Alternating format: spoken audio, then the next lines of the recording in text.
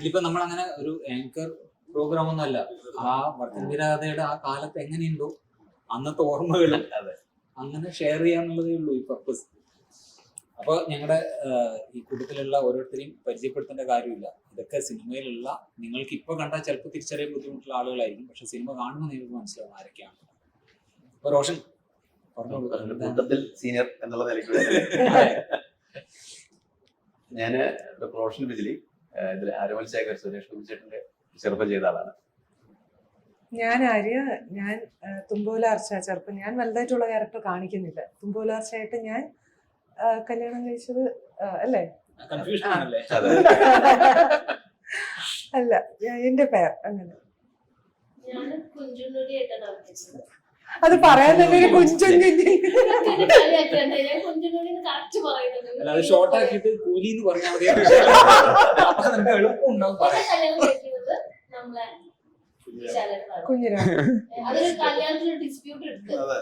അത് വക്കീലായതുകൊണ്ടാണ് ഡിസ്പ്യൂട്ട്. അല്ലല്ല, അത് അവിടെ വക്കീലായത് ഡീൽ ചെയ്യാൻ വേണ്ടിട്ടാ.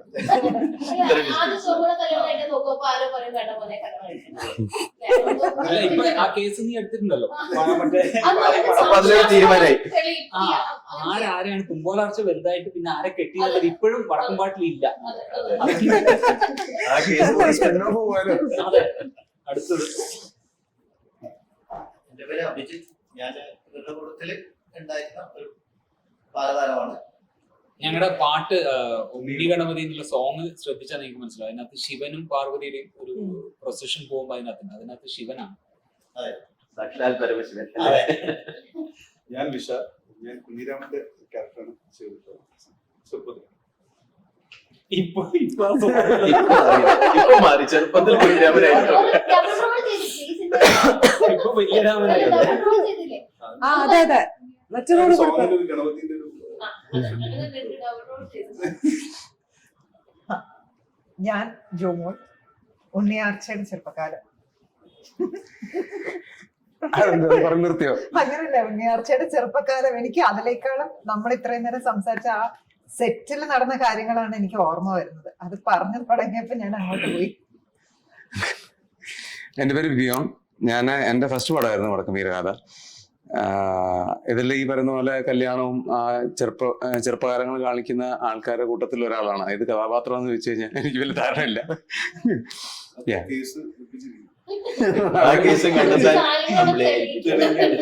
വലിയ ധാരണയില്ല വക്കീലെ, ഒന്ന് നോക്കോ.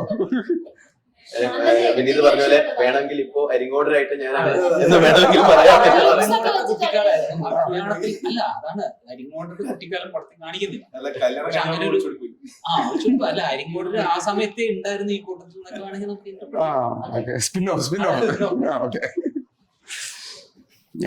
റോഷന്റെ ഇപ്പോഴത്തെ, അതായത് ഇപ്പൊ വടക്കൻ വീരാതെ റീ റിലീസ് ചെയ്യുമ്പോൾ എന്താണ്? അല്ല, ഭയങ്കര സന്തോഷം. 2-3 ആസ്പെക്ട്സിൽ ഭയങ്കര സന്തോഷം. ഒന്ന്, ഈ പറഞ്ഞ ഒരു മലയാള സിനിമയിലെ ഒരു ബെഞ്ച് മാർക്ക് ആയിട്ടുള്ള ഇങ്ങോട്ട് വരുമോ, സിനിമയിലേക്ക് വരുമോ? അയ്യോ, പക്ഷെ എന്തായാലും ഈ ഒരു റീയൂണിയൻ ഭയങ്കര വേണ്ട, അഭിനയിക്കാൻ താല്പര്യമുണ്ട്. അല്ല, അങ്ങനെയല്ല, ജോലിയും കാര്യങ്ങളൊക്കെ ആയിട്ട് അങ്ങനെ പോകുന്നപ്പോ. റോഷനാണ് ആക്ച്വലി കുട്ടനമ്പുരാനായിട്ട് സർഗത്തിലുള്ളത്. പലർക്കും അറിയില്ല. അതെ, ഹരിഹരൻ സാറാണ്. അതെ, പിന്നെ നമ്മള്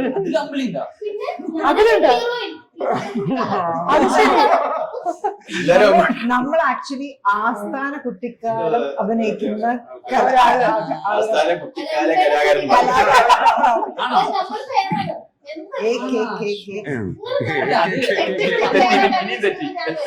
അത് ശരി. അടുത്ത കേസ് എടുക്കും കേട്ടോ. അതല്ല, ഇനിയിപ്പോ കണ്ടന്റ് വരുന്ന എങ്ങനെയാന്ന് അറിയാമോ? ബാക്കിയൊന്നുമില്ല, നിങ്ങൾ ആ ബന്ധം മറക്കാൻ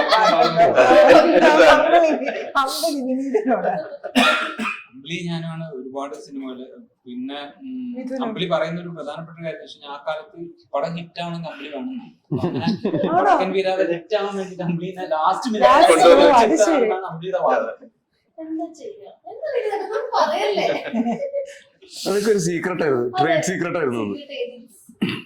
പിന്നെ ആര്യ, ഡോക്ടർ ആര്യയുടെ തുമ്പോലാർച്ച എന്താണ് ഫിലിം റീ റിലീസ് ചെയ്യുമ്പോൾ എന്തായാലും എല്ലാവരും പോലെ ഞാനും എക്സൈറ്റഡ് ആണ്. അന്ന് അഭിനയിച്ചത് ഇപ്പോൾ ഈ കാലത്തില് ടി വിയിലല്ല, അതൊരു എന്താണ് ബിഗ് സ്ക്രീനിൽ വരുമ്പോൾ നമ്മുടെ റിലേറ്റീവ്സ്, പിള്ളേര്, കുട്ടികള് ആ ന്യൂ ജനറേഷനിലൂടെ കാണാൻ പോകുന്ന ഒരു എക്സൈറ്റ്മെന്റ് എനിക്കും ഉണ്ട്.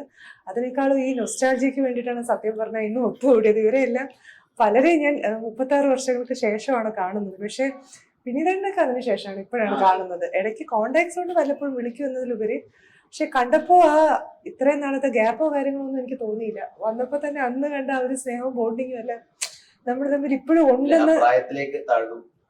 ആള് ophthalmologist ആണ് കേട്ടോ. അതൊക്കെയാണ് മെഡിക്കൽ കോളേജിലെ ophthalmologist ആണ്. അതെ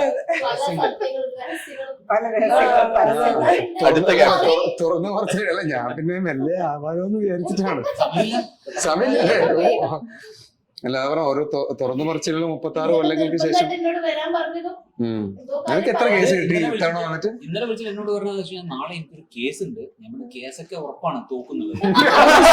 അപ്പോഴാണ് അത് വിട്, കാരണം അതിനകത്ത് തീരുമാനമായി ഇത് നമുക്ക് ഇറങ്ങാൻ പോവാ. അപ്പൊ എനിക്ക് ഈ ഒരു അവസരം കിട്ടില്ല. അതപ്പോഴാ മനസ്സിലായി. 2-3 കേസുമായിട്ടാണ് നമ്മൾ തിരിച്ചു പോണേ. ഏറ്റെടുത്ത് ഏകദേശം പുറത്തായി. നമുക്ക് നോക്കാം. പിന്നെ ജോമോളുടെ വീരകൃത്യങ്ങൾ. അതെ അതെ ഞാൻ എന്റെ ഏതായാലും ഈ നൃത്തത്തോടെ എനിക്ക് ഇത് കഴിഞ്ഞ വീട്ടിലെല്ലാരും പിള്ളേരുടെ അടുത്ത് പറയണം, മക്കളെ കുറച്ച് കാലത്തേക്ക് ഇനി നിങ്ങൾ യൂട്യൂബിലൊന്നും കാണാൻ, കുറച്ച് കാലത്തേക്ക് ഇതിന്റെ പ്രൊമോഷൻ വന്ന് കഴിഞ്ഞിട്ട് കുറച്ച് കഴിഞ്ഞിട്ട് ഇനിയിപ്പോ ഞാനത് ഓൺ ചെയ്യത്തുള്ളൂ. പക്ഷെ ഇത്രയും ടെററായിരുന്നു എന്നുള്ളത് അത് ഞാൻ വെച്ചത് ജോണി ഇന്നാണ് അറിയുന്നത്. ഇന്ന് നമ്മളൊരു കഥ പറഞ്ഞ ഒരു 8 കഥ അവിടെ സ്വന്തം പണ്ടേ അങ്ങനെയാണല്ലോ. അല്ല ഞാൻ ആദ്യം വിചാരിച്ചു അമ്പിളിയുടെ മനസ്സിൽ മാത്രമേ ഫ്രസ്ട്രേഷൻ പറഞ്ഞിട്ടും തീർന്നില്ല. അതാണ് പറയുന്നത് ജോമോൾ വീരകഥ. ഈ ഇന്റർവ്യൂ കഴിഞ്ഞപ്പോഴാണ് എല്ലാവരും ഓരോരുത്തരും അനുഭവിച്ച അനുഭവിച്ചൊരാൾ സെക്രട്ടറിസ്റ്റ് ആയി.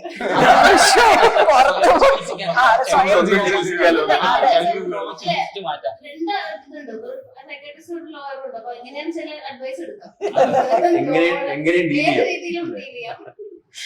കുഞ്ഞിരാമന്റെ കേസും കൊടുക്കണം. അത് തെളിയിക്കണം തീർച്ചയായും.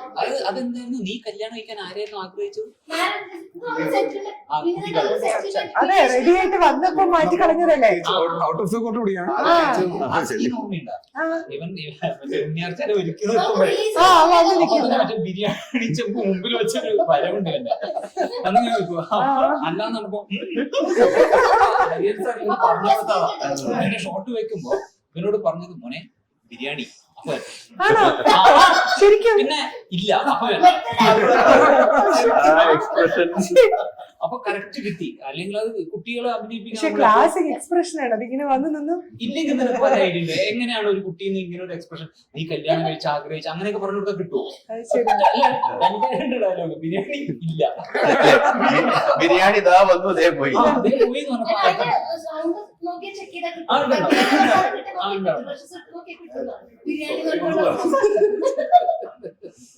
പക്ഷെ ഇതെന്തായാലും ഒരു ഭയങ്കര സന്തോഷമുള്ള ഒരു റീയൂണിയൻ ആണ് കേട്ടോ. അത് വളരെ യുണീക്ക് ആയിരിക്കും. 36 വർഷത്തിന് ശേഷം നമ്മളെല്ലാരും ഈ ഒരു നോബൽ കോസിന് തന്നെ വീണ്ടും ഒത്തുചേരാൻ പറ്റുക. നമ്മള് നമ്മള് സംസാരിച്ചുകൊണ്ടിരിക്കുന്നത് വർഷം തന്നെ സത്യം.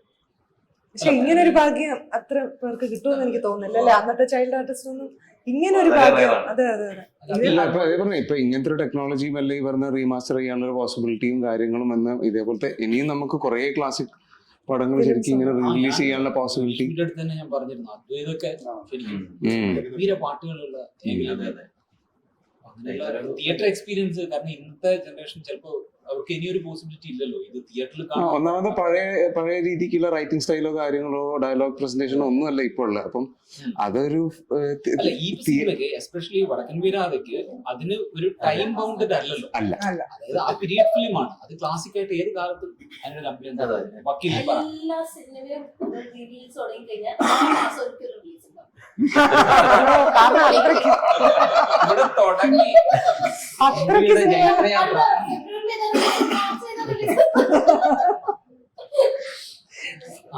ബിസി ആയിരിക്കും.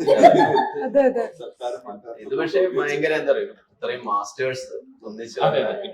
PV sir, MT sir, Hariharan sir, ഇവരുടെ ഒരു അന്ന് നമ്മൾ ഇതെല്ലാം അഭിനയിച്ചുകൊണ്ടിരുന്നപ്പോ ഇതിനെ കുറിച്ചുള്ള ഒരു ജ്ഞാനം എന്തെങ്കിലും അറിയാമോ? ഒന്നും അറിയില്ല. ചുമ്മാ അവിടെ ചെല്ലുക, കുറച്ച് സീനുകൾ അഭിനയിക്കാൻ പോവാ. പോരാ. പക്ഷെ ഇത്ര ഒരു വലിയ ഫിലിമിന്റെ അതാണ് ഭാഗമാണെന്നൊക്കെ ചിത്രത്തിന്റെ മഹത്വം, അതിന്റെ പിന്നിലെ ഗ്രേറ്റ് അല്ല അന്ന് പക്ഷെ എനിക്ക് തോന്നുന്നു ആര്യക്ക് ഇത്രയും വലിയ സിനിമയുടെ ഭാഗമാണെന്ന് തിരിച്ചറിഞ്ഞിട്ടുണ്ടെങ്കിൽ അഭിനയം കുറച്ചുകൂടെ നന്നാക്കാൻ സത്യം. ഭാര്യ വിക്രമായിരുന്നു അതല്ലേ? Expressions ഒക്കെ കുറച്ചുകൂടെ ഞാൻ വാരി വിതറി കല്യാണം കഴിക്കുമ്പോഴുള്ള ആ സീനുകളല്ല അല്ലേ? അപ്പോഴായിട്ട് നമുക്ക് അറിയാൻ കഴിയും. നിനക്ക് അറിയായിരുന്നു അല്ലേ? ഞാൻ കല്യാണം പിന്നെ മതി എന്നൊക്കെ പറഞ്ഞിട്ട് അപ്ലൈ ഉള്ള റീസൺ ഇത് ഭാവിയിൽ ക്ലാസ്സിക് ആവാൻ പോവാണ്. അപ്പൊ അതുകൊണ്ട് ആ, അതെ. എനിക്ക് പിന്നെ നേരത്തെ അറിയാവുന്നത് കൊണ്ട് അതെ അതെ അതുണ്ട്, അത് കറക്റ്റ്. എനിക്ക് പിന്നെ നേരത്തെ അറിയാവുന്നത് കൊണ്ട് ഞാൻ വന്നപ്പോഴേ ആ, ആറ്റിറ്റ്യൂഡ് അറിയായിരുന്നു. ഞാൻ ആറ്റിറ്റ്യൂഡ് ക്യാരക്ടറായി മാറിയതാണ്. ആ ഓ, അതാണ് നമ്മൾ കണ്ടതല്ല. കാരണം ആ കാലഘട്ടത്തിൽ ഇത് ചെയ്തു അല്ലെങ്കിൽ ഞാൻ എങ്ങനെ പെരുമാറി എന്നുള്ളത് യാതൊരു ഓർമ്മയില്ല. പക്ഷെ അത് രസം എന്താണെന്നറിയോ, ആദ്യത്തെ സ്ക്രീൻ പ്ലേയില് ഉണ്ണിയാർച്ച നല്ലതായിരുന്നു. ശേഷം സ്ക്രിപ്റ്റ് മാറ്റി നടന്ന ഒരിക്കലും ഇങ്ങനെ ആവില്ല. മൊത്തത്തിൽ മാറ്റി കളഞ്ഞിട്ടുണ്ട്. ഞാനത് കണ്ടു. പിന്നെ അവർക്ക് ഇങ്ങനെ ആലോചിക്കുന്നത് ഹരൻ സാർ ആലോചിക്കുന്നു നമ്മളത് നോക്കിട്ട് അവര് കണ്ടില്ലേ? ഒരു രക്ഷയില്ല. ഇവര് തമ്മിലുള്ള ആ ഫസ്റ്റ് ആ സ്വർണ്ണ കോയിൻ ഇതായിട്ട് അവര് തമ്മിൽ അടികൂടാണ്. ഇത് എനിക്ക് വേണം, ഇത് എനിക്ക് വേണം, കട്ട് എന്ന് പറഞ്ഞിട്ടും എനിക്കതാ, എനിക്ക് കഴിഞ്ഞു, എനിക്ക് വേണം. പിന്നെ എന്നെ അടിയും കുത്തുവൊക്കെയാ. ആ, ഓർമ്മയില്ലേ? പക്ഷെ റോഷനിൽ അത്ര അടി ഉണ്ടാക്കിയിട്ടില്ല. എന്റെ അടുത്ത് ഇങ്ങോട്ടുള്ള കാര്യം പറഞ്ഞ വായിച്ചു കൂട്ടിയാണ് ആൾക്കാർ പറഞ്ഞു കൊടുക്കും. അതെ, അങ്ങനെ. It was fun. അപ്പോ വളരെ അല്ലേ, അപ്പൊ എന്തായാലും വളരെ സന്തോഷമുള്ളൊരു ഗാദറിംഗ് ആണ്. നമുക്ക് അപൂർവങ്ങൾ അതെ, അപൂർവം ആളുകൾക്ക് കിട്ടാവുന്ന ഒരു അങ്ങനെ ഭാഗ്യമാണ്. കേസാണ് അല്ലെ? അപൂർവങ്ങളിൽ അപൂർവമായ അതെ. കേസ്. അപ്പൊ എന്തെങ്കിലും വക്കീൽ പക്ഷേ അതെ. അപ്പൊ ഈ സിനിമ തിയേറ്ററിൽ എത്തുമ്പോൾ ഞങ്ങൾ എല്ലാവരും എക്സൈറ്റഡ് ആണ്. നിങ്ങളും തിയേറ്ററിൽ വന്ന് കാണാം. Thank you. Thank you. Thank you so much.